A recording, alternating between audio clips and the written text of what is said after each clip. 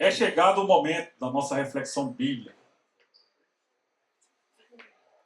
Esse é o momento culminante de qualquer culto evangélico, né? Momento em que a palavra é ministrada e a palavra de Deus, então, vem como alimento para o nosso espírito. Peço a vocês, então, que nesse momento estejam orando pela minha vida para que eu possa, no abrir da minha boca, ser um instrumento de Deus para abençoar as suas vidas. Dou as boas-vindas também para você que participa do nosso culto através do nosso espaço no Instagram. Que você puder estar conosco vai ser uma bênção receber você sempre. Nós ficamos felizes de poder alcançar também através da transmissão online do nosso culto. Nós estamos numa série de mensagens que eu tenho certeza, se eu perguntar à igreja, a igreja vai saber qual é o nome dessa série. Mas para não constranger ninguém, eu vou passar aqui já o nome da nossa série. Qual é, a igreja, o nome da nossa série? 7 sinais. Muito bem. Por que 7 sinais? Porque é o número de milagres registrados no Evangelho de João para fortalecer a confiança na divindade de Jesus e que ele é o Filho de Deus e que as pessoas assim possam ter vida eterna no seu nome, conforme o próprio João declara lá no final do seu Evangelho. Nós prosseguimos hoje com a leitura do Evangelho de João, capítulo 9, onde nós vamos estar lendo do verso 1 ao 9. Evangelho de João, capítulo 9, do verso 1 ao 9. A cura de um cego de nascença. Você tem ideia do tamanho daquilo que Jesus fez? Hoje, eu lembro que há alguns anos eu era míope e tinha astigmatismo. E meu problema já estava assim, para comprar óculos. Porque meu rosto é um pouco largo e os óculos não podiam ser estreitos, tinham que ser largos. Só quanto mais largo o óculos, maior a armação e a lente ficava parecendo um fundo de garrafa aqui do lado. As pessoas não sabiam nem a cor do meu olho. Miriam mesmo demorou para saber que eu tinha o olho claro, que ela achava que eu era castanho, porque o olho ficava tão pequenininho que ela nem via a cor. Até que um dia eu fui para o irmão Emerson, que é congregado da Emanuel, e é oftalmo, cirurgião. Ele fez uma cirurgia. E como fiquei alegre, e agora recentemente eu tive essa alegria renovada, quando eu fui renovar a habilitação, sem necessidade daquela restrição do uso corretivo de lentes, que eu usei desde a primeira habilitação até 6 anos atrás, 5 anos atrás, quando eu fiz a cirurgia. Uma besteira, né? Pode parecer uma besteira, mas quando eu olhava para aquela minha habilitação e via uma restrição, uso corretivo de lentes, aquilo era tão inconveniente, porque se eu esquecesse os óculos, por alguma razão, e às vezes acontecia, eu estava ali errado, podia ser multado, né? E aquilo era uma coisa que eu pensava assim, seria bom se um dia eu não tivesse essa restrição na minha habilitação. Agora, se eu pensar direitinho em relação ao problema da cegueira de nascença, isso é um problema tão irrelevante, tão insignificante, que qualquer cego de nascença daria um braço para ter na sua habilitação o nome uso corretivo de lentes, ou seja, para enxergar com a dificuldade que o míope enxerga, por exemplo. Né? Mas a questão aqui não está apenas na solução de um problema, mas está na demonstração do poder de Deus através de Jesus Cristo, que pode transformar a vida de qualquer pessoa. Amém? Convido a leitura do texto, João capítulo 9, que começa assim no verso 1. Ao passar, Jesus viu um cego de nascença. Os seus discípulos perguntaram: Rabi, que quer dizer mestre, quem pecou, este homem ou os seus pais, para que ele nascesse cego? Respondeu Jesus: ele não está assim pelos pecados dele, nem pelos pecados dos pais, mas para que se manifestasse nele a obra de Deus. É necessário realizar as obras daquele que me enviou enquanto é dia. A noite se aproxima, quando ninguém pode trabalhar. Enquanto estou no mundo, sou a luz do mundo. Depois de dizer isso, cuspiu no chão, misturou terra com saliva e colocou nos olhos do cego. Então disse-lhe: vá lavar-se no tanque de Siloé, que significa enviado.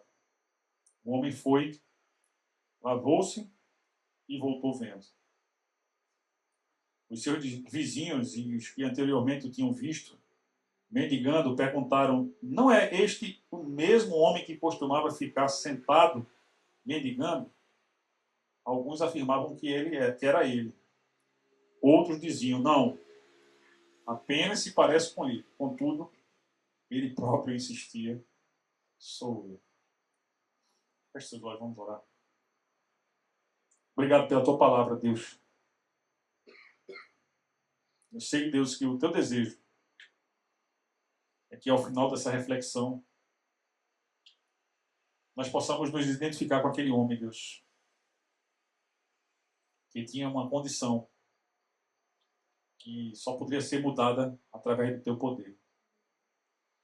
Que as pessoas vejam a transformação radical que o teu poder faz nas nossas vidas e que aqueles que duvidam que isso aconteceu conosco possam ouvir de nós mesmos um dia: sou eu mesmo aquele que foi mudado pelo Senhor Jesus. Abre os nossos olhos espirituais para que nós possamos enxergar. Em nome do teu Filho que oramos. Amém. Como eu dizia, qualquer cego de nascença desejaria ter um problema de lentes corretivas na sua habilitação. Ou seja, enxergar um pouco. Ainda que não fosse muito, mas enxergar um pouco. Poder discernir as cores que há na natureza. Se você olhar em redor mesmo, você vai, mesmo estando de noite, como o próprio Jesus falou, a noite é um lugar, é um momento, né, que não é tão fácil de ver. E ele usou isso como uma metáfora, obviamente, mas é encantador ver ao nosso redor aqui as diferentes matizes de verde que a gente tem nas plantas, no chão, na grama, onde a gente pisa. E eu não sei se você já se deu conta da bênção que é você enxergar as diferentes cores, enxergar os animais da natureza, como é bela a natureza, enxergar o rosto das pessoas que você ama, poder reconhecer o rosto das pessoas que você ama pelo sorriso, pelo olhar.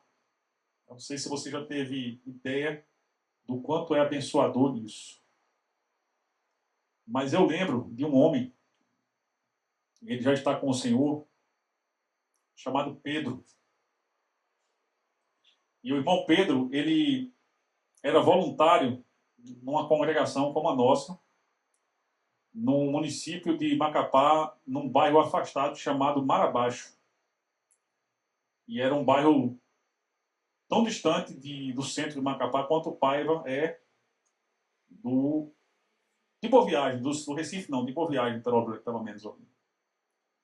E o irmão Pedro saía do centro onde ele morava e ia para Mar Abaixo todos os domingos para tocar violão. E eu, que nunca consegui ser um bom violonista como o Marcelo, como o Sandro, como o Everton, mas também porque não me esforcei, né? O suficiente. Eu olhava para o irmão Pedro encaixando aqueles acordes de ouvido e dizia: meu Deus, isso é maravilhoso demais. Como é que uma pessoa que não enxerga consegue tocar dessa forma? E eu que enxergo, não consigo. Olhando para as notas enquanto eu faço os acordes. Hoje eu toco um pouco melhor, mas nunca cheguei a tocar como o irmão Pedro. E uma vez pregando sobre uma das curas milagrosas que Jesus fez de cegos, o Espírito Santo me fez olhar para Pedro e perguntar: quem é cego? Será que o irmão Pedro é cego aos olhos de Deus? Quando a gente vê o problema da cegueira no outro patamar, no patamar espiritual, tenho certeza que, espiritualmente falando, aquele homem não era cego. Ele enxergava mais do que muitas pessoas que hoje veem. O irmão Pedro faleceu recentemente, ao que eu soube, e tenho certeza que durante os seus anos de vida ele glorificou muito a Deus e conseguiu enxergar, entre aspas, propósitos do Senhor para a vida dele. E sempre se colocou como uma pessoa muito voluntariosa na obra de Deus. Por isso que eu sei que, em certo sentido, aquele homem enxergava muito mais do que outros que veem. A reflexão de hoje é um pouco sobre isso. Porque quando a gente fala de sinais, como eu tenho dito desde o princípio dessa série, sinal é uma palavra que traz por detrás um significado. E João foi quem foi mais feliz no meu modo de ver dos 4 evangelhos, dos 4 evangelistas, ao se referir aos milagres de Jesus como sinais, porque ele apontava para o significado por detrás de cada um daqueles sinais, refletindo a divindade de Jesus, que é o propósito do evangelho de João, mostrar que Jesus é o Filho de Deus, que ele é Deus juntamente com Jesus, que eles são uma trindade, e que a fé nele é o que nos traz a possibilidade de vivermos realmente a vida que Deus nos veio para oferecer. Deus veio ao nosso encontro através do seu Filho, por exemplo. Eu falava aqui a respeito da esperança messiânica, que os judeus, não sei se você sabe, ainda hoje esperam o Messias prometido entrar em Jerusalém, como disse Zacarias, montado no jumentinho. Você imagina hoje isso acontecendo numa cidade feita em Jerusalém, que é uma cidade moderna, feita em Recife também. Alguém entrar na cidade montado no jumentinho. Eles estão esperando ainda isso acontecer. E eu falo isso não é com intolerância aos judeus, mas é porque, na perspectiva da maioria deles, o Messias ainda não veio. O Messias não é Jesus.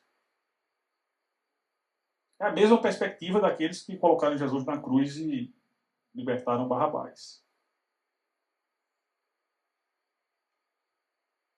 Eles não foram capazes de enxergar o Messias prometido.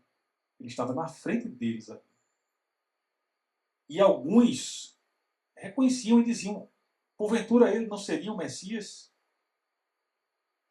E a maioria, e as pessoas que eram mais influentes na sociedade, e principalmente do ponto de vista religioso, julgavam que Jesus era um malfeitor. E começaram a perseguir Jesus até o momento de condenarem ele à morte sem ter cometido um só delito. E no seu lugar foi libertado um criminoso, Barrabás, que deve ter saído dali muito feliz naquele dia. Foi o dia que Barrabás tirou na loteria. Saiu do corredor da morte para a vida, porque aquela multidão de cegos pediu a crucificação de alguém no seu lugar. Tudo isso, plano de Deus. Para que a gente entenda que às vezes nós também somos cegos. Aliás, que todo ser humano é cego. Até que a luz ilumine seus olhos. Até que seus olhos se abram e ele possa enxergar. Através da luz que Deus nos envia. Jesus disse: enquanto eu estou no mundo, eu sou a luz do mundo. E ele falou isso antes de realizar uma cura de um cego de nascença. Existe alguma relação entre aquilo que Jesus falou e a cura que ele realizou? O que é que você acha? Eu tenho certeza que sim. E percebam que um dos grandes problemas não somente de Israel, mas da humanidade, era justamente a cegueira. Não exatamente a cegueira física, que era o caso daquele homem que era cego de nascença, mas a cegueira espiritual, que é muito pior. A cegueira física impede de discernir as cores, os objetos, as pessoas. A cegueira espiritual impede arrependimento, mudança de direção, transformação de vida. E o resultado, invariavelmente, são sofrimentos e até mesmo a condenação ao inferno. Deus queria mostrar para Israel e para as nações a necessidade da sua cegueira espiritual ser desfeita, de seus olhos espirituais serem abertos. Esse milagre registrado dentre aqueles que Jesus curou cegos é interessante porque dizem que ele fez em 2 etapas. Primeiro ele fez lodo, usando a própria saliva. Eu acho engraçado esse texto porque Miriam mesmo, quando ela imagina a cena, ela acha que é a narração mais nojenta da Bíblia. Ela imagina Jesus, né, misturando cuspe com aí. Toda vez que ela imagina, para ela é um negócio muito repugnante. Mas isso tudo aconteceu porque um pastor pregou sobre esse texto na frente dela e ele tinha um problema na saliva, que toda vez que ele abria a boca, a saliva ficava assim. Ó, e aí ele pregou sobre esse texto umas 3 ou 4 vezes diferentes e marcou muito ela.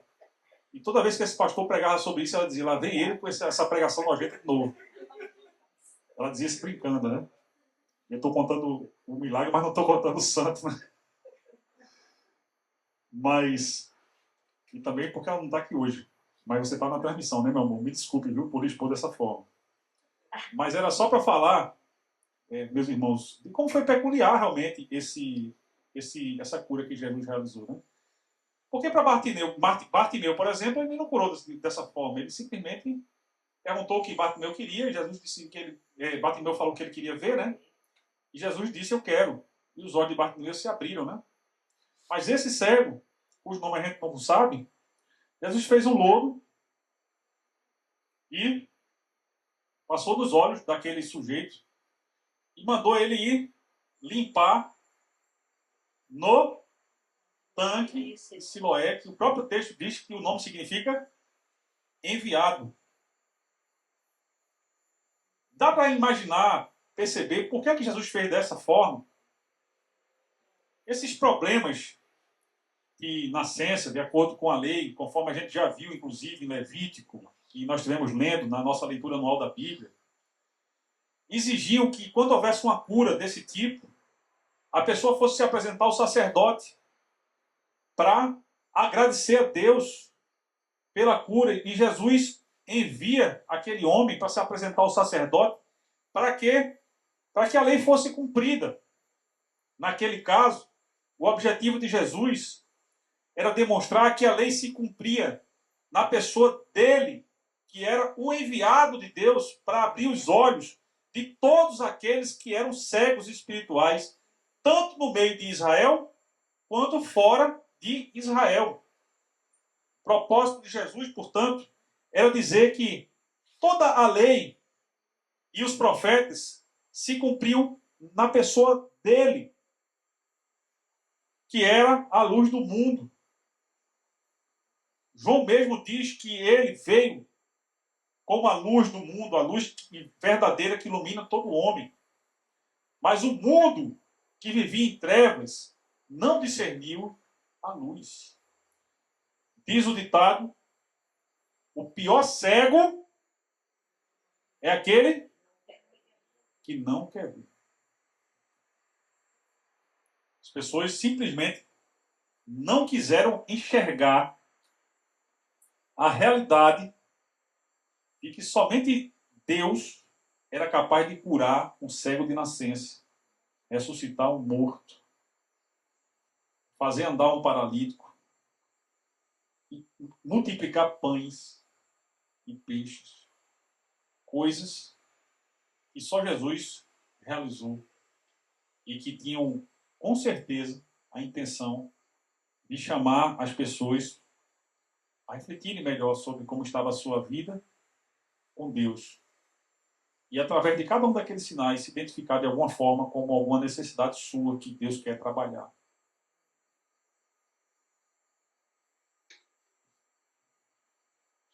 A necessidade que Deus quer trabalhar hoje nas nossas vidas é a de discernimento espiritual. Amém? Abertura de olhos. Para que a gente possa enxergar com clareza quem nós somos. Qual é o nosso propósito aqui na Terra? Para onde nós estamos indo? E de que forma nós estamos? Quando meu pai fez 40 anos, eu pensei, meu pai está ficando velho. Meu pai se aposentou por invalidez aos 48. Eu lembrei disso hoje, revisitando os documentos que a gente encontrou nas coisas da minha mãe. E eu já tenho 51. Então, se eu fosse basear pela minha opção sobre o que é ser velho, né? E se eu levar em consideração que meu pai se aposentou aos 48, eu já iria estar aposentado, né? Com 51 anos de idade. Eu não sei se eu vou viver mais 51. Possivelmente não. E a vida passou tão rápido até aqui. Então isso significa dizer que muito rapidamente chegará o momento em que eu vou partir daqui da Terra também. Já parou para pensar sobre isso? A gente não vai ter na Terra tanto tempo quanto a gente gostaria. Mas a questão não é nem sobre o tempo que a gente vai ter, a questão é sobre como a gente tem vivido.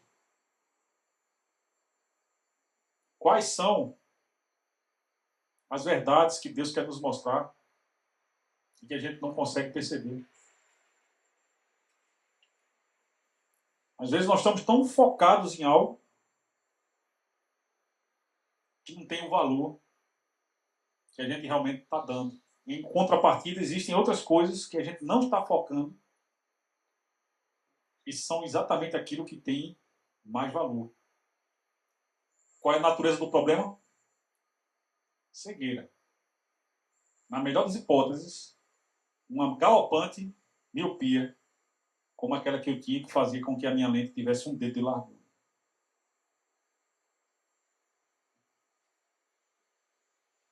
É necessário, igreja, abertura de olhos.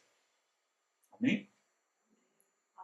Abramos os nossos olhos. Porque nós podemos estar perdendo oportunidades. Nós podemos estar perdendo o privilégio de nos relacionarmos com algumas pessoas. Nós podemos estar perdendo o privilégio de nos relacionarmos com Deus de uma forma mais impactante do que aquela que nós temos nos relacionado. E quando Deus nos chama a atenção para isso, é porque Ele quer que nós acordemos enquanto é tempo. Quando Deus enviou Jesus para curar cegos, o problema não era oftalmológico. O problema não era um problema de saúde física, simplesmente. É claro que para aquele homem que era cego, a alegria de voltar a ver é uma alegria que não se pode traduzir em palavras. Uma alegria inefável.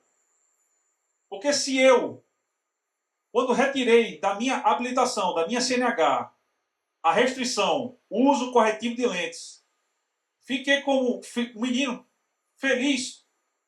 Imagina uma pessoa que nunca viu e passar a ver.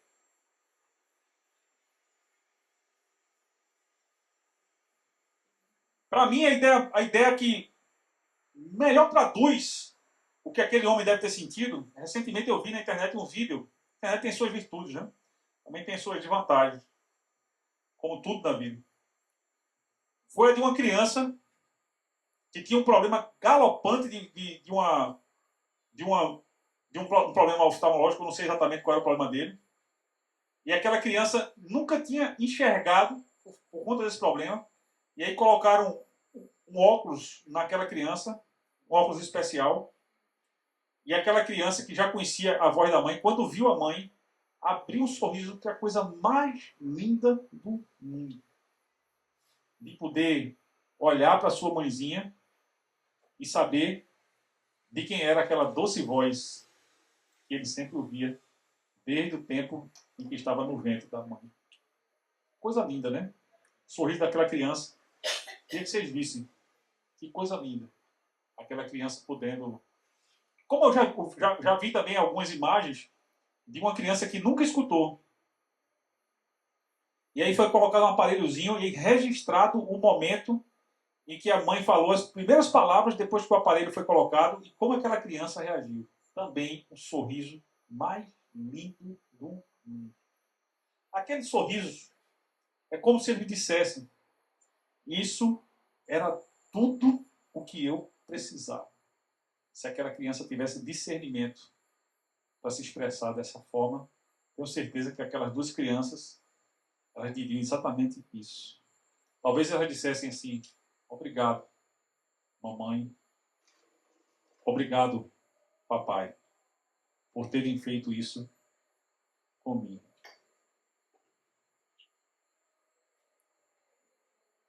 Jesus foi quem fez essa obra, viu, gente? Jesus desimpediu os ouvidos de surdos. Jesus deu força para paralíticos caminharem. Jesus curou cegos. E cada um daqueles sinais tinha uma aplicação particular em relação a problemas espirituais específicos que ele estava tratando no meio daquele povo. No caso de hoje, cegueira espiritual. Atos capítulo 9 fala a respeito de um certo homem muito religioso, muito temente a Deus, mas que julgou erradamente que aquele movimento que começou através de Jesus Cristo era uma heresia, era um movimento de rebelião contra a palavra de Deus.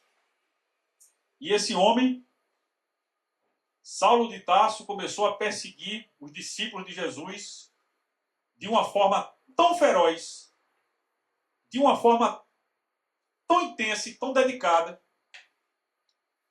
que ele chegou a pedir carta aos principais da sinagoga para perseguir os cristãos até em outras cidades. Colocar os cristãos em situação de prisão, como tem acontecido em tantos países hoje, e submeter esses cristãos a sofrimentos físicos, até a morte, como aconteceu com Estevão. Quando Estevão morreu, o primeiro mártir da igreja depois do nosso Senhor Jesus, Saulo de Tarso estava presente. Ele não atirou nenhuma pedra, mas ele ficou segurando e cuidando das capas daqueles que executaram Estevão. E Estevão, repetindo Jesus, uma das suas últimas palavras foi: Pai, perdoa, porque eles não sabem o que fazem. É como se Estevão estivesse dizendo assim: Pai, perdoa, porque o problema deles é cegueira espiritual. Eles não perceberam ainda o que eu já percebi. Abre os olhos deles para que eles possam ver. Mesma coisa que Jesus pediu, né? Quando ele estava na cruz. Perdoa. Eles não sabem o que fazem. De fato, quando colocaram Jesus na cruz, foi porque não entenderam o propósito do ministério dele. Um deles, abertura de olhos espirituais. Preferiram permanecer nas trevas. Preferiram permanecer na sua situação de cegueira. Eu não sei de que forma você pode se identificar com aquele problema daquele homem. Porque pode ser que na sua vida exista algum ponto cego. A gente que dirige, a gente chama de ponto cego aquele lugar ao redor do nosso carro ou da nossa moto, né? Em que mesmo olhando pelo retrovisor, a gente não consegue ver. E por isso acontecem acidentes, mortes, por isso muitas lágrimas são derramadas. Na melhor das hipóteses, algum dinheiro vai ser gasto para consertar o estrago.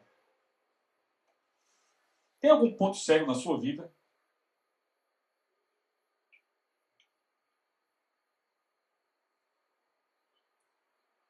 Que Deus queira corrigir? Quem sabe você não esteja aqui hoje para pensar melhor sobre isso. Se esse é o seu caso, a segunda coisa, além de é necessário abrir os olhos, que eu queria dizer hoje para vocês, é que Jesus, atentando para a necessidade daquele homem, do mesmo modo como ele atenta para as nossas necessidades, Jesus interveio. Jesus agiu em favor daquele homem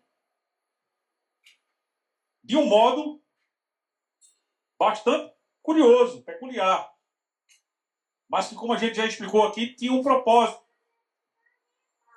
Tinha um propósito de explicar, por exemplo, que ele não estava se rebelando contra a lei, apesar de estar fazendo uma cura no sábado. Mas que ele era o cumprimento da própria lei. Quando ele diz, venham a mim todos os que estão cansados, e eu vos aliviarei, vocês encontrarão descanso para as vossas almas. O que ele está dizendo é que o ser humano só consegue encontrar descanso em Cristo. E sábado significa justamente um descanso. Mas Jesus foi acusado de ser um blasfemo por haver curado pessoas no sábado. Quando ele mesmo deixou claro que em nenhum dia da semana Deus deixaria de atender às necessidades mais importantes dos seus filhos. O que é que você necessita mesmo? Um cego necessita de ver. E você? O que é que você realmente necessita? O que é que você não está conseguindo enxergar? Qual é o seu ponto cego? Qual é a área da sua vida em que Deus quer trabalhar especificamente para que a glória dele seja vista através da sua vida? É justamente nessa área, meu irmão, minha irmã, que Jesus quer atuar. Do mesmo modo como ele atuou na vida daquele homem. Jesus pega um pouco da sua própria saliva, mistura na terra e passa nos olhos daquele homem. Pergunto para você, se fosse hoje e Jesus quisesse curar o seu problema dessa forma, você aceitaria aquele lodo feito com cuspe sendo passado em você? Você queria, Marcelo? Quem aceitaria que Jesus fizesse isso? Fizesse essa ação minha e passasse em você? Levanta a mão. Eu também. Eu ia dizer feito Pedro, Jesus faz logo uma poça assim ó, na mão, ó, e passa no meu rosto todinho. Porque eu quero ser curado. Amém? Amém. Fala isso para Deus. Eu quero ser curado. Eu quero ser curado, Senhor. Eu quero te dar autoridade para que o Senhor trabalhe do modo como o Senhor deseja, justamente nesse meu ponto cego. Fala isso para o Senhor. Se tem alguém que está interessado nesse negócio, é ele. É por isso que ele enviou o filho dele, para mexer com a vida da gente. As pessoas podem viver na mesmice e nunca terem um encontro com Jesus. Mas quem tem um encontro com Jesus jamais vai viver na mesmice. Amém? Porque o encontro com Jesus muda tudo. Transforma. Jesus é quem está interessado em fazer isso. Ele fala para as pessoas: eu vim para que vocês tenham vida. E vida abundante. Eu vim para que vocês sejam livres. E aqueles que eram vivos, às vezes diziam: não faz sentido, por que ele está dizendo isso para nós se nós estamos vivos?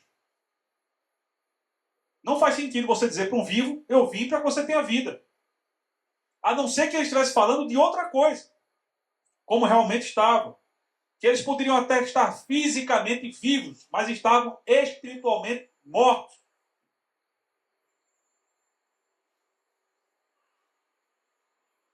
Jesus veio com um propósito.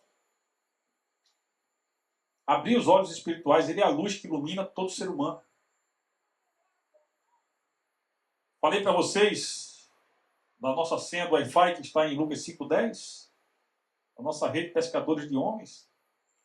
Ele chega para Pedro, que era um pescador, e disse: Pedro, não tenha medo, porque daqui para frente você vai ser um pescador de homens. Até agora Pedro tinha sido um pescador. É muito mais fácil ser um pescador do que um pescador de homens. O homem é muito mais difícil de ser trabalhado. E Pedro foi, viu? Ele foi um grande homem usado por Deus. Segundo as Escrituras, Pedro não foi papa. Ao contrário do que alguns dizem. Mas ele foi um grande servo usado por Deus. Coluna da igreja. Mas esse Pedro seria o mesmo Pedro que negou a Jesus 3 vezes? Seria. É exatamente o mesmo. E que depois, quando foi proibido de ensinar no nome de Jesus, ele corajosamente disse, diante de todo o sinédrio, não foi mais dos funcionários, do sumo sacerdote, como aconteceu na negação, não. De modo algum eu posso deixar de falar daquilo que eu tenho visto e vivido. Amém? Ele entendeu quando Jesus disse: você receberá poder quando vier sobre você o Espírito, para que você seja minha testemunha. Em Jerusalém, Judéia, Samaria, até os confins da terra. Quando quiseram calar a boca de Pedro, ele disse: eu sou testemunha de Jesus.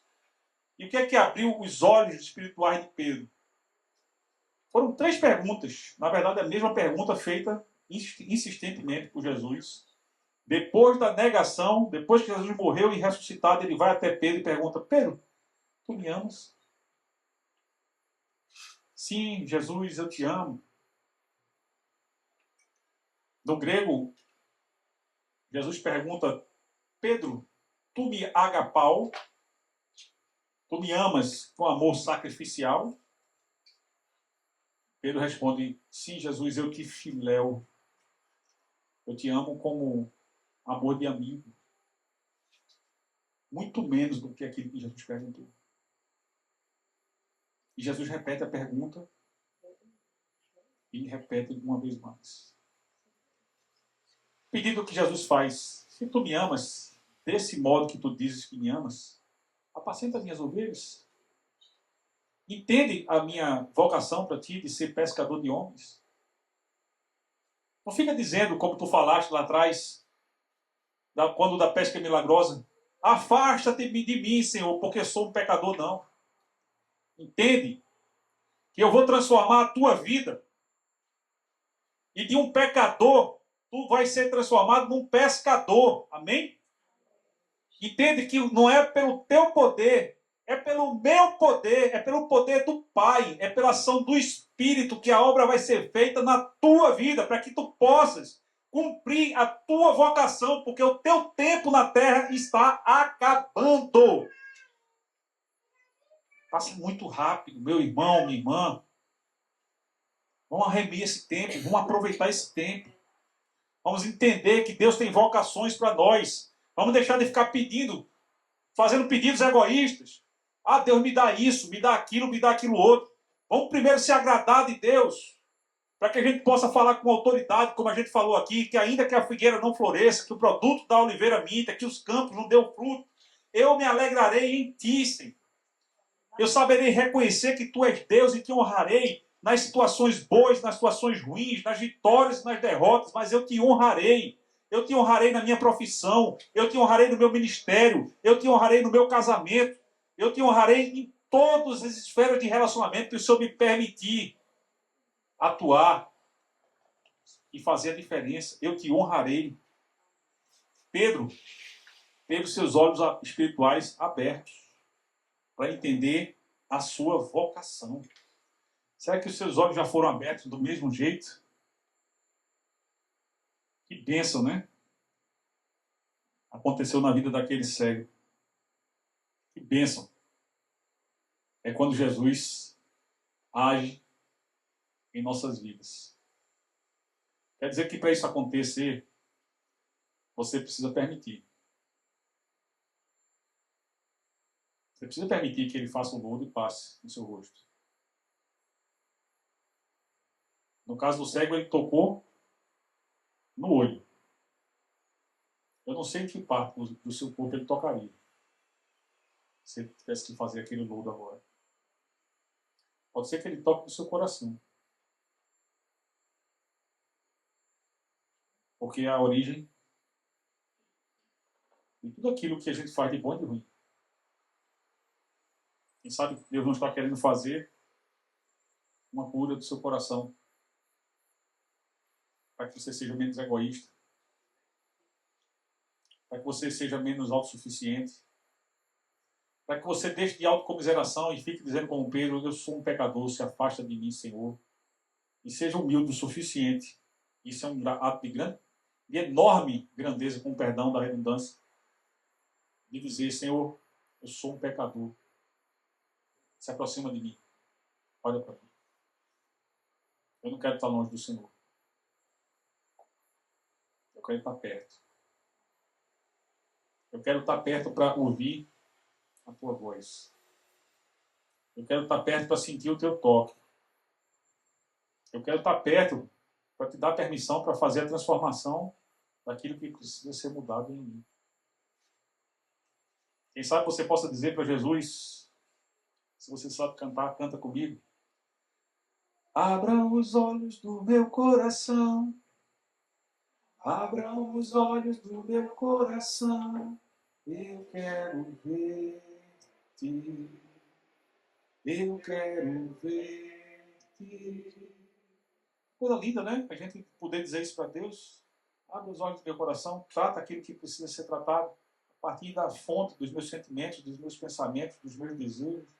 Muda tudo. Muda a minha vida. Transforma a realidade da minha vida. E se você dá liberdade para Deus fazer isso, eu quero dizer para você que Ele faz. Ele não vai fazer se você não permitir. Eu já ouvi um certo pastor que é muito engraçado brincar com a cura de Bartimeu quando ele chega para... Jesus chega para ele e pergunta, o que queres? E a brincadeira é, poxa vida, que pergunta?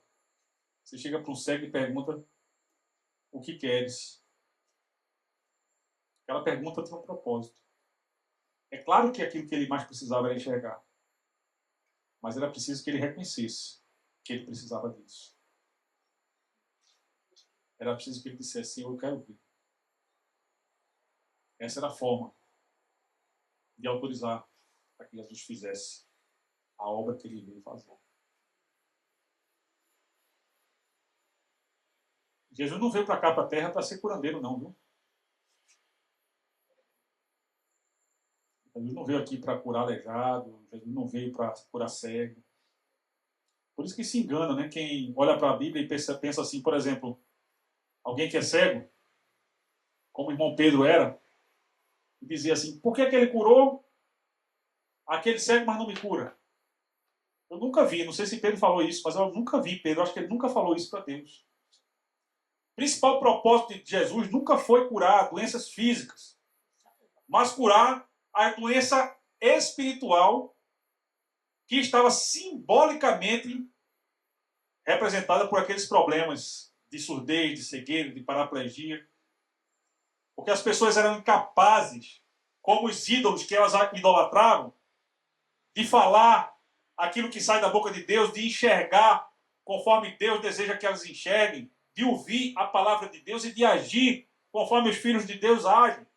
E é por isso que Israel, desde o princípio, a gente está na leitura de Juízes, se você não está acompanhando a leitura anual da Bíblia, você está perdendo a grande oportunidade, talvez seja a hora de abrir seus olhos para a importância da palavra na sua vida. E a gente começa a perceber no livro dos Juízes, assim que morre Josué, tudo começa a dar muito errado.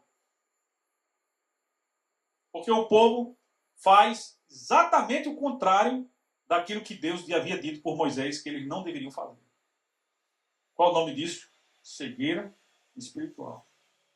E passaram-se muitos anos, até no tempo de Jesus, e até hoje, essa cegueira espiritual permanece. Não apenas em Israel, mas em todas as nações existem pessoas que ainda não entenderam o que Jesus veio realmente fazer. Ele veio para nos dar vida. Ele veio para iluminar as nossas vidas. Eles veio para transformar nossas vidas. Ele veio para transformar nossas vidas. Ele veio para nos enviar para fazer as mesmas coisas que nós recebemos da parte de Deus. Ele disse, do mesmo modo como eu fui enviado, eu os envio. E fazer discípulos de Jesus envolve testemunhar aquilo que Jesus fez na minha vida.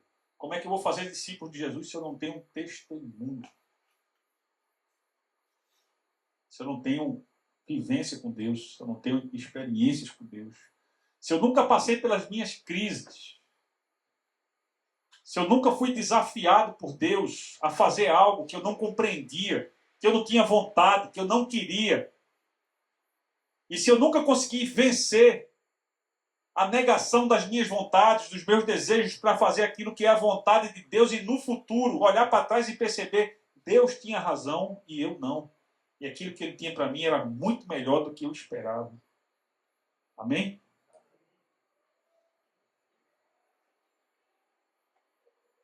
Esses últimos anos da minha vida tem sido um pouco de regozijo. Eu digo um pouco porque eu sei que muito mais ainda virá de alegria. Por ver as coisas que Deus me permitiu passar. E muitas delas eu não queria. Eu não compreendi. Mas Deus dizia, meu filho, faça. E quando eu fazia, eu via que quem tinha razão era ele, e eu não. Eu preciso ter humildade para reconhecer que a gente precisa ter. Quando a gente fala sobre conversão a Jesus, a gente fala sobre você ter a humildade de reconhecer que você sozinho você não é capaz de fazer tudo aquilo que Deus deseja. De se transformar no homem que ele deseja, na mulher que ele deseja. E você pode ter a tua experiência, a sua maturidade, e tudo isso é muito louvável, a sua inteligência, mas que você jamais vai se transformar no homem de Deus que ele deseja que você seja, na mulher de Deus que você deseja, simplesmente usando a sua experiência, a sua inteligência, a sua maturidade. Para Deus, todos nós somos como crianças. É feito os pais, eles sempre olham para os filhos, né? Parece que os filhos nunca envelhecem, né? Nunca se tornam adultos para os pais. São sempre crianças. A gente olha para os filhos e ainda vê aquelas criancinhas que a gente tinha no colo. Cometendo erros semelhantes, fazendo as mesmas coisas que antes. Jesus intervém ainda hoje. Amém, igreja? É preciso que a gente permita que ele faça isso. É preciso ter a humildade de reconhecer que eu preciso que ele faça. Terminando, o que mais me chama a atenção nessa mensagem são os versículos 8 e 9. Aquele homem foi curado e as pessoas, os seus vizinhos, não o reconheceram. Jesus não mudou a cor do cabelo daquele homem. Jesus não cortou o cabelo daquele homem, não fez um corte Chanel, nada disso. Jesus não fez com que ele ficasse mais forte, né? Ou mais magro, mais esbelto. Tudo que Jesus fez foi restituir a visão àquele homem. Mas isso mudou a vida daquele homem de uma forma tão radical que as pessoas não mais reconheciam aquele homem. Tinham dúvida sobre se era ou não aquele mendigo que durante toda a vida ficou sentado pedindo esmola. O que mudou?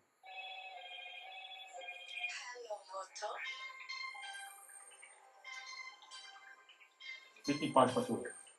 Esse é aquele momento que dá aquele constrangimento. Mas fique em paz. O que mudou? A visão. Jesus disse, se seus olhos forem bons, todo o seu corpo será iluminado. Porém, se eles não forem, que grandes trevas serão. Muda tudo, meus irmãos. Eu falei da minha cirurgia que eu fiz. Quando eu comecei a me enxergar melhor, a primeira coisa que eu fiz foi uma dieta. Eu estava pesando 135 quilos. E eu acho que nem minha mãe me reconhecia mais, mas no sentido diferente. Né? E eu comecei a fazer uma dieta. E quando eu cheguei na igreja tinha perdido 25 quilos, eu percebi as ovelhas me olhando meio assim, desconfiado. Né? E teve inclusive gente que não me reconheceu. Teve uma ovelha que disse assim, eu vi o senhor subir para pregar e eu pensei, é um pastor novo na Emanuel. Quem é esse pastor? Até que eu ouvi sua voz. E o que eu achava engraçado é que as pessoas achavam que eu tinha feito a cirurgia bariátrica. E eu dizia para brincar com eles que eu tinha feito uma cirurgia. Mas a cirurgia que eu tinha feito era uma cirurgia oftálmica. Me enxergando melhor, eu percebi a necessidade de fazer uma dieta. E graças a Deus que eu consegui.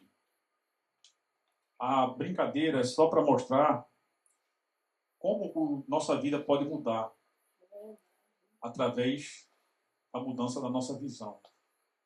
Era justamente o que Jesus queria dizer quando ele falou, se seus olhos forem bons. Sabe qual é o sentido disso? A palavra bom não vem de bondade, vem de precisão. Estou falando daquela precisão de quem vai ao oftalmo e ele bota um arnês né? Bota aquela máscara de Robin na cara da gente, né?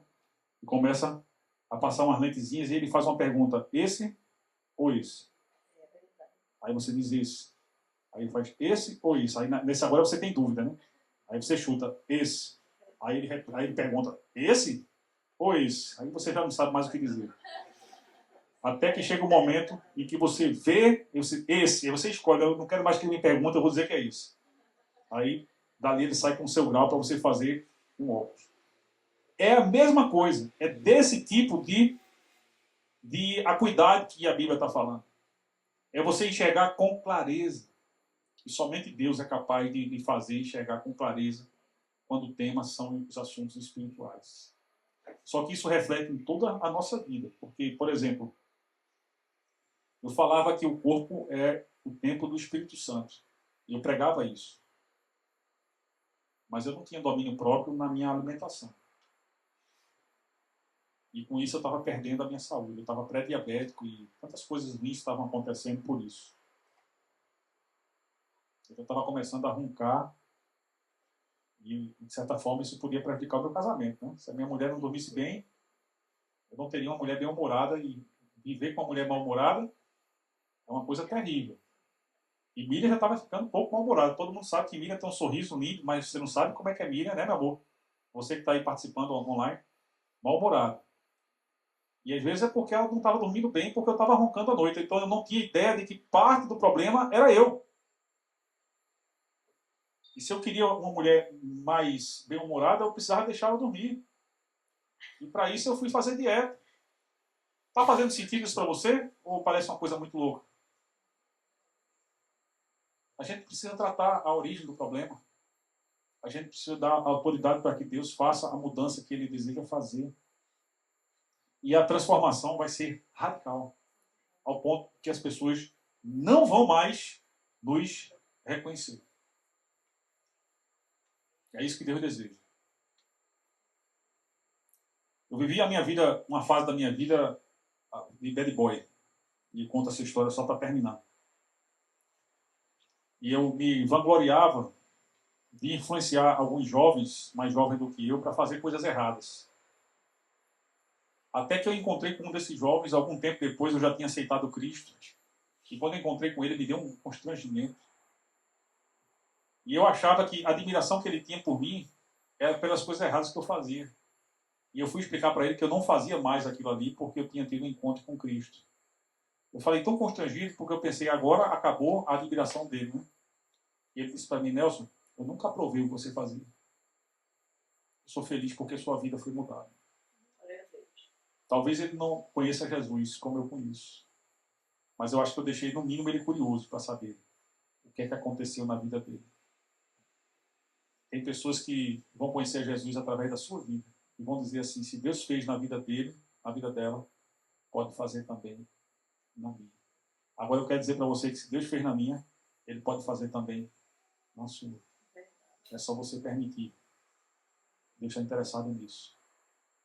Romanos 12, versos 1 e 2, diz o seguinte: não vos amoldeis ao mundo, mas sede transformados pela completa renovação das vossas mentes, para que vocês possam experimentar a boa, perfeita e agradável vontade de Deus. Antes, apresentem os seus corpos como um sacrifício vivo, santo e agradável a Deus, que é o seu culto racional. Quer agradar a Deus? Não fique sacrificando gente não, viu? Eu, por exemplo, fiz um voto muito egoísta a Deus. Quando o Manu começou a ficar mocinha, eu fiz um voto a Deus que ia sacrificar o meu primeiro genro.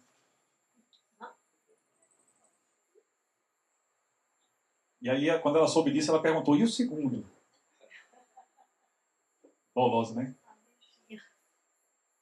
Não fique sacrificando coisas que Deus não quer, não. Sacrifique seu ego. Coloque seu ego na cruz. Amém? Porque pode ser que suas vontades estejam indo na contramão da vontade de Deus. Sacrifique seu ego. Isso é um ato de humildade. Sacrifique o seu ponto de vista. Reconheça que os seus caminhos não são iguais aos de Deus. Reconheça que os pensamentos de Deus são melhores do que os seus. E peça a Deus, Senhor, me mostre. Me faça entender o que é que está de errado com esse mau humor da minha esposa. Pode ser que Deus disse, faça uma dieta e pare de roncar. E você vai viver muito melhor com ela. E com essa metáfora, deixa Deus agir na sua vida, naquilo que precisa ser tratado e que você ainda não consegue enxergar, simplesmente porque não consegue ver. E assim, nós concluímos dizendo que essa palavra se aplica também a você. Ou pelo menos pode se aplicar a você. Porque existem algumas áreas das nossas vidas que são como pontos cegos. E Deus quer tratar justamente essas áreas. Você quer permitir que Deus trate o seu ponto cego? Se você permite a Deus, se você quer permitir, fica de pé nesse momento. Eu vou estar orando pela sua vida. Só se você quiser que Deus trate. Só se você quiser dar permissão para Deus nesse momento.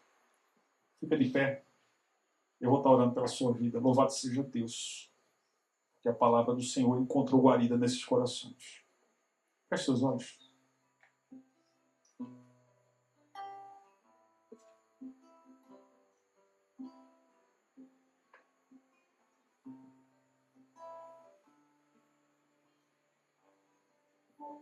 Renova-me, Senhor Jesus. Essa não, né? Ele a Deus. mas que uma voz, mais que uma voz, e uma vida para te oferecer, pois tu és muito mais que eu possa ter em meu ser. Tu és o autor, aquele que pintou com perfeição a vida. Tu és o Senhor, aquele que me amou, e és o meu Deus, meu Senhor, minha vida pra teu louvor, meu Deus, meu Senhor, minha vida pra teu louvor. Senhor, eu não tinha entendido qual era a música que Marcelo ia tocar, Deus. Mas eu te dou graças porque com muita paciência e rindo, ele olhou para mim e me fez entender aquilo que meu ouvido antes não entendia. Eu te agradeço também porque o Senhor olha para a minha vida do mesmo jeito. E assim o Senhor olha para a vida dos meus irmãos. Porque tem coisas que a gente não entende. Tem coisas que a gente não vê. Tem coisas que a gente não discerne. E esses são os nossos pontos cegos, mas o Senhor nos ama de uma forma igual amou aquele cego, Deus. E do mesmo modo como agiu na vida daquele homem, Deus, o Senhor age nas nossas vidas. E essas pessoas que hoje respondem essa mensagem estão dizendo, age na minha vida. Eu também digo isso para ti, Senhor. Porque nós somos amados, Deus. E o Senhor quer, Senhor, fazer uma transformação. Faça uma transformação radical em nós, para que nós nos tornemos irreconhecíveis, Pai, aos olhos das pessoas que nos conhecem pelos nossos defeitos, por exemplo. Nós queremos que o Teu nome seja glorificado. Nós queremos, Senhor, que as pessoas olhem para nós e vejam as Tuas boas obras fluindo naturalmente, sem religiosidade, sem fanatismo, sem extremismo, mas com naturalidade, que o Teu Espírito e a Tua Palavra fluam através das nossas vidas, na nossa família, no nosso ministério, no nosso trabalho, nas nossas relações familiares, que precisam também ser curadas. E muito, Deus, muito da cura que nós te clamamos diariamente está dentro de nós. Agora vai lá, Deus, como o Senhor fez com aquele cego, e toca, e faz a transformação que nós estamos te dando autorização para fazer. Nós oramos em nome do Teu Filho Jesus.